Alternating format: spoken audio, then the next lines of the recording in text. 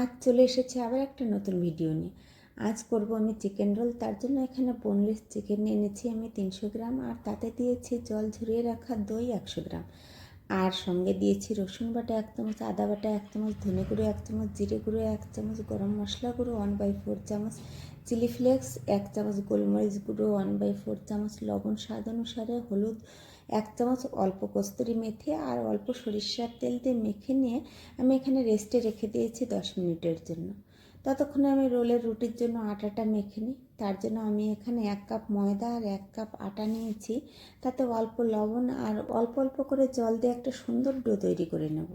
এরকম হাত দিয়ে দেখে নিলাম যে কটা হবে, তো আমার মনে হলো 4টে রোলের জন্য এই ময়দাটুকুই ঠিক আছে।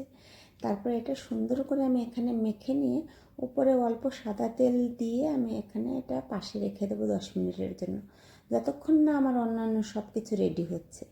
এখানে আমি কালারিং ক্যাপসিকাম নিয়েছিলাম, হলুদ, সবুজ আর লাল, আর নিয়েছিলাম বড় সাইজের একটা পেঁয়াজ কুচি, অল্প গোলমরিচ গুঁড়ো আর অল্প লবণ দিয়ে মাত্র 2 মিনিটের মতো নেড়েই আমি এটা নামিয়ে নেব, কারণ আমার 2 মিনিট হলেই হয়ে যাবে।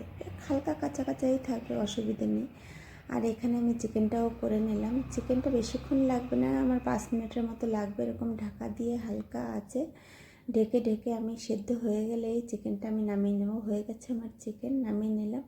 এবার যে রোলের রুটিটা করব, এটা আমি প্রথমে তেল ছাড়াই করব, কারণ কি বাড়িতে করছি যেহেতু, তাই যতটা শরীরের পক্ষে ভালো ভেবেই করব।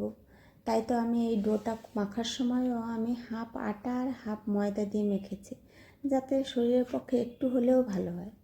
এবারে এই রুটির গায়ে আমি সস আর মিউনিস আগে থেকেই মিশিয়ে রেখেছিলাম, সেটা সুন্দর করে মাখিয়ে নেব। তার উপর এবার একে একে এই ক্যাপসিকামগুলো দিয়ে দেব। এর উপরেই আমি ওই চিকেন কুচিগুলোও দিয়ে দিলাম, সুন্দর করে সাজিয়ে দিলাম, আর উপর দিয়ে একদম সামান্য চিলি ফ্লেক্স দিলাম। এবার এটা মুড়িয়ে নেব সুন্দর করে। তবে মুড়িয়ে নেওয়ার সময় মনে হলো যে রোলটা খুলে যাওয়ার চান্স থাকে, তো আমি আবার 2টো লবঙ্গ দিয়ে 2 পাশে এরকমভাবে বন্ধ করে দিলাম, যাতে আর খুলে যাওয়ার কোনো চান্স না থাকে। ব্যাস, এরকম সুন্দর করে আমি এক এক করে সবগুলো এরকম মুড়ে নিয়েছি। এবার তাওয়ায় অল্প তেল দিয়ে রোলগুলো দিয়ে দিলাম। তাওয়ায় অল্প তেল দিয়ে মাত্র 1 মিনিটের মতো রেখেই আমি উল্টে নিলাম। ব্যাস, রোল আমার রেডি। তবে মোড়ার সময় আমি এরকম মোড়াটা একদমই পারি না, তো যেমনই হোক কাজ চলে যায়। এতে রোল আমার রেডি।